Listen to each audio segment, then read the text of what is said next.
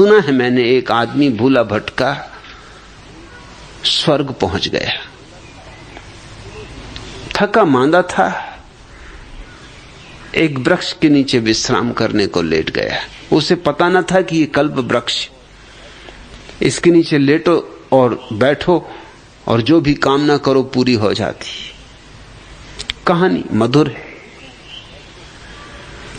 भूखा था, मन में ख्याल उठा कि काश इस वक्त कहीं से भोजन मिल जाता। बड़ी भूख लगी। ऐसा उठना था विचार का कि तत्क्षण सुस्वादु भोजनों से भरे हुए स्वर्ण थाल प्रकट हो गए। वो इतना भूखा था, इतना थका था कि उसने सोचा भी नहीं कि कहां से आए, कौन लाया। भूखा आदमी क्या सोचे, ये सब भरे पेट की बातें।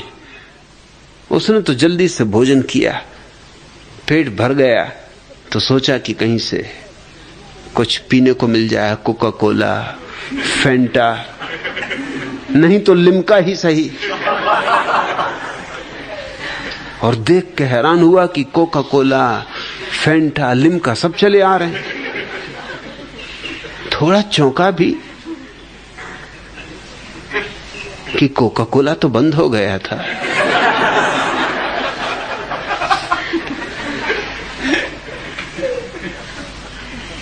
मगर तस्करों की कृपा से सभी कुछ उपलब्ध होता है।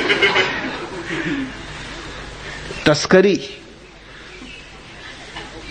जो ना कर दे, थोड़ा असंभव को संभव बना देती। फिर किसको फिक्र पड़ी थी, अभी तो बहुत थका था, कोका कोला पी के लेटने लगा तो सोचा कि पेट तो भर गया, मगर कंकड़ पत्थर हैं, जमीन साफ सुथरी नहीं। ऐसे समय में तो कोई गद्दी होनी थी, सुंदर सेज होती तो आज जैसी गहरी नींद आती। जैसा घोड़े बेच के आज सोता, ऐसा कभी नहीं सोया था। अचानक देख के हैरान हुआ कि एक पलंग चला आ रहा है। थोड़ा सकचाया भी कि क्या क्या हो रहा है, मगर नींद इतनी गहरी आ रही थी। उसने भी कहा कि बाद में देखेंगे, ये विचार वगैरह सब बाद में कर लेंगे। सो गया पलंग पर। बड़ा चकित हुआ कि डनलप की गद्दियां, मगर उसने कहा पीछे जग के देखेंगे। जब जगा तब थोड़ा सा चिंतित हुआ कि इस निर्जन स्थान में, इस वृक्ष के नीचे, वृक्ष का के आसपास न तो कहीं कोई रेफ्रिजरेटर दिखाई पड़ता है, न कोई आदमजात दिखाई पड़ता है। कोका कोला प्रकट हुए, भोजन आया, यही नहीं बिस्तर भी प्रकट हुआ। टटोल के बिस्तर ठीक से देखा कि है भी कि मैं कोई कल्पना कर रहा हूं, लेकिन है। थोड़ा डरा कि कहीं कोई भूत प्रेत तो नहीं है इस वृक्ष में। बस जैसे ही उसने सोचा कहीं कोई भूत प्रेत तो नहीं हो, कहीं कोई भूत प्रेत तो नहीं छिपे हैं, मैं किन्हीं भूत प्रेतों के चक्कर में तो नहीं पड़ गया हूं, कि तत्क्षण चारों तरफ भूत प्रेत एकदम जैसे आनंद मार्गी तांडव नृत्य करते, ऐसा आदमियों की खोपड़ियां लेके एकदम नृत्य करने लगे। उसने कहा मारे गए, और मारा गया। क्यों? कल वृक्ष नीचे तो जो कहोगे वही हो जाएगा।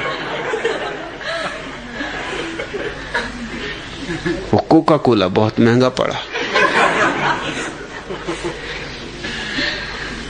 मगर अब तो बहुत देर हो चुकी थी जब कांच कह ही चुका कि मारे गए, कि वो समानंद मार्गी पटक के खोपड़ियां वगैरह उसकी गर्दन तोड़ दी उन्होंने। इसी तरह तो खोपड़ियां इकट्ठी करते, नहीं तो फिर खोपड़ियां इकट्ठी कहां से करोगे? यही जो कल वृक्ष के नीचे फंस जाते, इन्हीं की खोपड़ियां फिर तांडव नृत्य के काम में आती। न तो कहीं कोई स्वर्ग है, न कहीं कोई नरक है। न तो डरो नरक की अग्नि से, न कामना करो स्वर्ग के सुखों की। सब तुम्हारे मन के जाल है।